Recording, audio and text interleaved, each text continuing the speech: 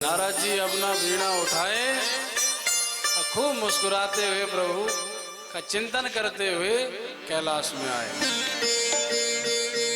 अब नारद जी को देखा तो नंदी भृंगी की धड़कन तेज हो गई। ये बाबा गृहस्थियों के यहाँ जब जब जाता है कोई ना कोई संबंध विच्छेद कर ही देता है।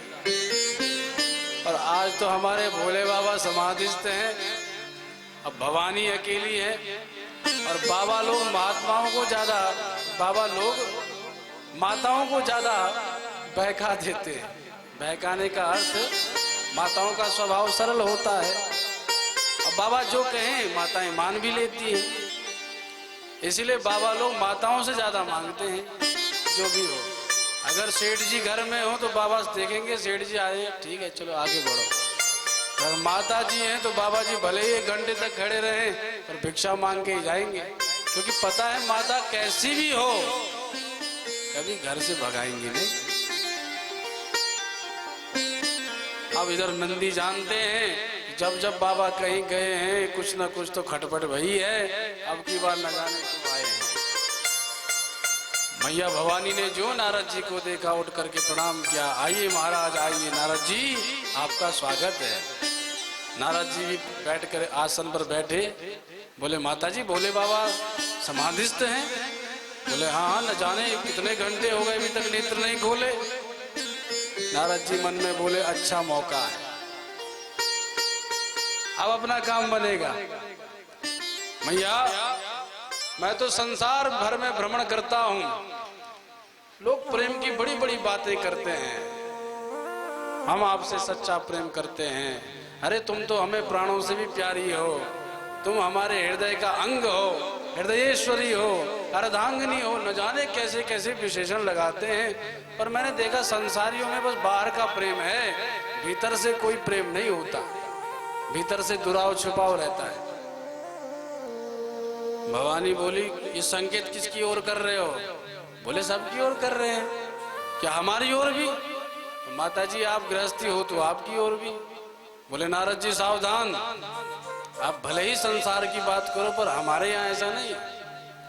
मेरे भोले बाबा इतने सीधे साधे भोले वाले हैं कि जितनी माला जपते हैं वो भी बता देते कि देवी आज हमने इतनी माला राम नाम की जपी है। और कहीं जाए तो बिना पूछे जाते नहीं, कहीं ऐसे आए तो बिना बताए बैठते नहीं। भूख लगे जब हम देंगी तब ही पाते, नहीं तो भोले बाबा को कोई लेना देना नहीं। ऐसा भोला भाला कहीं मिलेगा? इसलिए भोले बाबा तो हमसे न कुछ छुपाते, न दुराव न छिपाओ। बोले सच्ची बात? बोले हाँ। तो एक बात पूछूं मैया? हाँ पूछो। ये बताओ भोले बाबा के वक्षस्थल पर जो मुंडों की माला लटक रही है ये किसके मुंड है? अब भवानी ने खूब जोर मारा अपनी बुद्धि पर, तो कुछ याद नहीं आया। भोले बाबा ने मुझे बताया भी नहीं और न मैंने कभी पूछा। जब 5-10 मिनट हो गए तो नारद जी बोले क्यों देवी?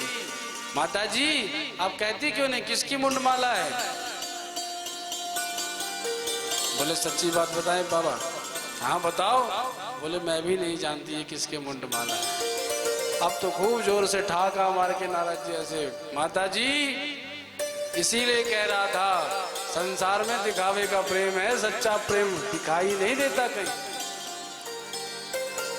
अब माता जी भी क्या कहें। अच्छा माता जी आप उदास ना हो, नहीं बताया होगा, आवश्यकता भी क्या है। लेकिन एक बात बता दूं, जहाँ सच्चा प्रेम होता है वहाँ बिना पूछे भी बताया जाता है। और आप तो ऐसी अर्धांगिनी हो कि भोले बाबा के लिए आपने अपने पिता का राजभवन त्याग दिया और कहा ये बाबा के साथ जंगलों में घूम रही हो, वनांचलों में घूम रही हो, कभी शमशान में चली जाती हो।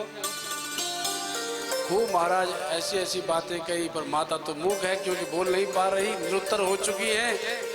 नारद जी ने ऐसी ऐसी बातें सुनाई, खोपड़ी गर्म हो गई माँ भवानी की। अब भवानी माँ कुछ बोले नहीं। नारद जी बोले माता जी आपसे बहुत अच्छा सत्संग हो रहा है। इतने में भोले बाबा के नेत्र खुल गए। बोलो शंकर भगवान की जय।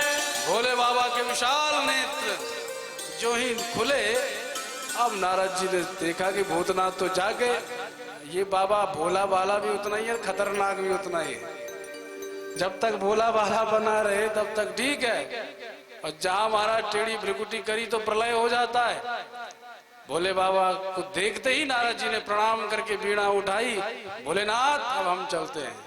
भोले बाबा बोले, अरे नारद जी आप तो अभी आए हो, तनिक बैठो तो सही। भोले बाबा से नारद जी मुस्कुरा के बोले, बाबा बैठ के क्या करेंगे, जिस काम हेतु आए थे वो तो हो ही गया, इसलिए हम पुनः मिलेंगे। यूं कहते हुए नारद जी चले गए। पर जब भोले बाबा ने भवानी की ओर देखा तो आश्चर्य में पड़ गए। भवानी सदा प्रसन्नचित रहने वाली आज तो महाराज गुस्से से गाल फुला के बैठी है। अरे देवी क्या हो गया, कुछ ना बोले। खूब मनाने लगे भोले बाबा, देवी आप बताओ हमसे कोई त्रुटि रह गई, अपराध हो गया।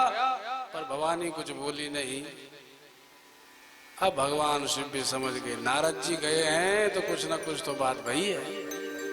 अब क्या कैसे पूछे, खूब मनाया भोले बाबा ने। अंत में भवानी ने कह दिया, आपसे बड़ा कपटी संसार में कोई दूसरा नहीं हो सकता। भोले बाबा बोले, हम जैसा कपटी? अरे देवी हमने ऐसा कौन सा कपट कर दिया? बोले कपट ही तो है, मुंड माला धारण करते हो पर कभी बताया कि ये मुंड किसके हैं? बोले तुमने पूछा नहीं सो हमने बताया नहीं। अपने राम को जितना पूछो हम उतना ही बताते हैं। तो बोले आप महाकपटी हैं, कम से कम पत्नी को तो बताना चाहिए। तो देवी अगर सुनना चाहती तो आप बता देते हैं। हाँ बताओ। बोले ये सब मुंड तुम्हारे ही हैं। जब जब तुम्हारा जन्म हुआ और तुमने देह त्याग किया, तुम्हारे मुंड को मैंने माला में पिरो करके प्रेम स्वरूप में अपने हृदय पर चिपकाए रखा। इतना हम आपसे प्रेम करते हैं। भवानी बोली, मेरे सिर हैं? बोले हाँ आपके सिर हैं। बोले तब तो आपके जैसा धोखेबाज हमने विश्वासघाती कोई देखा नहीं। क्यों? बोले इसलिए क्योंकि हम मरते रहते हैं, आप काहे को जी रहे हो? हम इतनी बार मर गए और आप एक भी बार नहीं मरे। अरे भोले बाबा बोले, भवानी हम अविनाशी हैं, हम अमर कथा जानते हैं। तो बोले आप तो क्या कहें, आप तो ऐसी ऐसी बातें कर रहे हैं कि आप महाकपटी घोषित हो रहे हैं। न तो आपने हमको अमर कथा सुनाई, ये मरना हमारे पीछे छोड़ दिया, हम मरते जा रहे हैं, आप अविनाशी बन के बैठे हो। ये कैसा प्रेम आपका? भाई प्रेम तो तब सुदृढ़ हो, प्रेम तो तब माना जाए जब आप भी अविनाशी तो हम भी अविनाशी। बोले बाबा बोले, अगर अविनाशी बनना चाहती तो हम आपको अमर कथा सुनाते। बोले हाँ हमें अमर कथा सुनाओ। तो भोले बाबा बोले, अमर कथा वहां सुनानी है जहां कोई और न हो।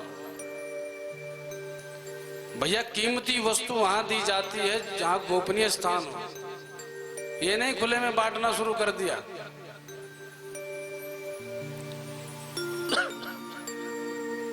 इसीलिए भोले बाबा ने कहा हम ऐसे स्थान पर जाएंगे जहां कोई और नहीं होगा, तब आपको अमर कथा सुनाएंगे। कहां? तो सीधा ले गए कहां? अमरनाथ। और अमरनाथ में जाकर के दिव्य कथा श्रवण कराने लगे भोलेनाथ। भवानी सुनने लगी, लेकिन भोलेनाथ बोले कथा प्रारंभ करने से पहले देख लो देवी, कोई और तो यहाँ सुन नहीं रहा, क्योंकि कोई और सुनेगा तो अपराध होगा। क्योंकि कीमती वस्तु उसी को देनी चाहिए जो योग्य हो। कैसे? आप स्वर्ण दान कर रहे हैं, आप जानते हैं स्वर्ण का मूल्य क्या है? स्वर्ण का छोटा भी भाग हो कितना कीमती होता है।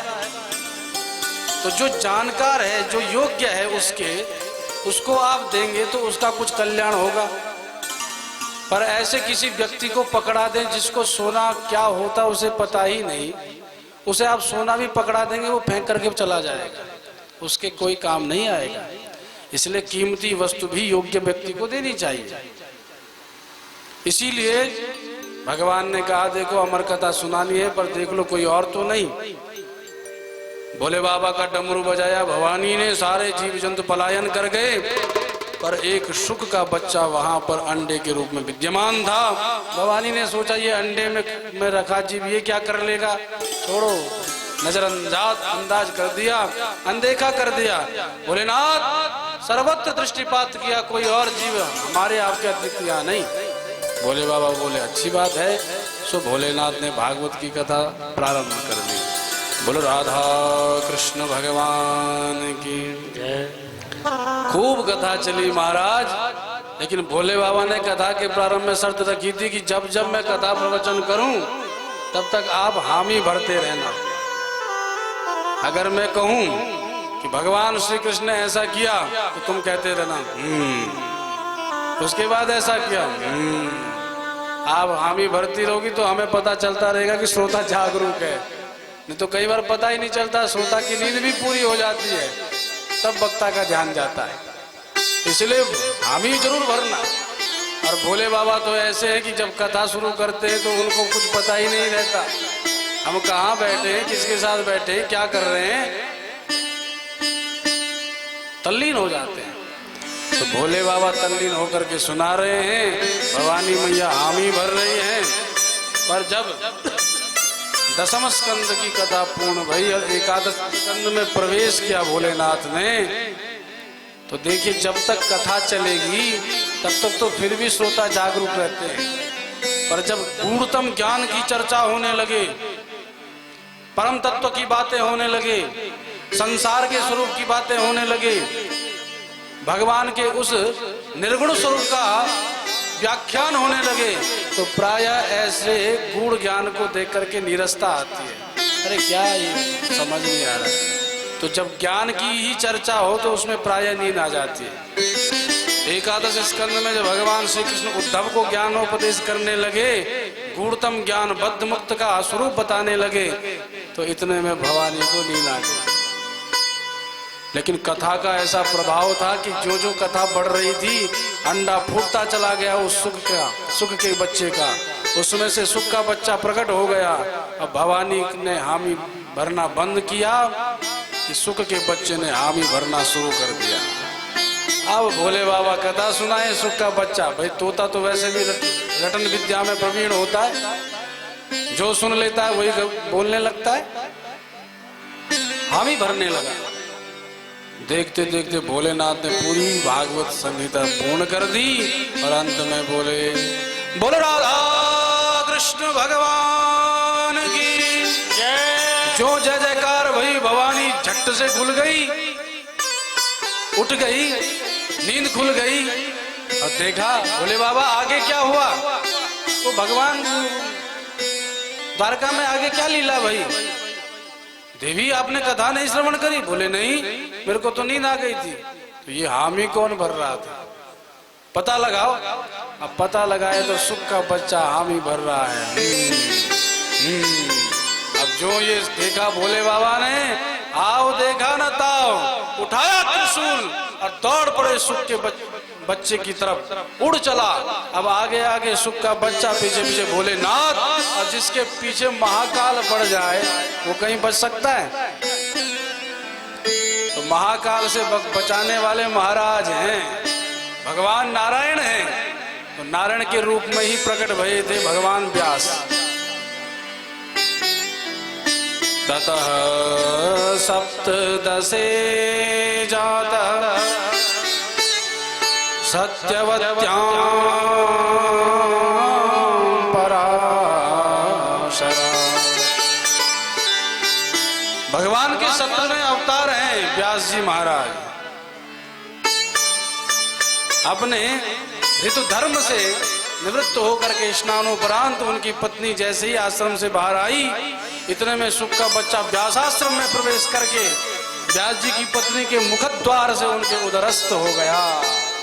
अब भोले बाबा सामने खड़े हैं। व्यास जी ने देखा भोले बाबा क्रोध में हैं, हाथ जोड़ के बोले भोलेनाथ आज कैसे आना हुआ?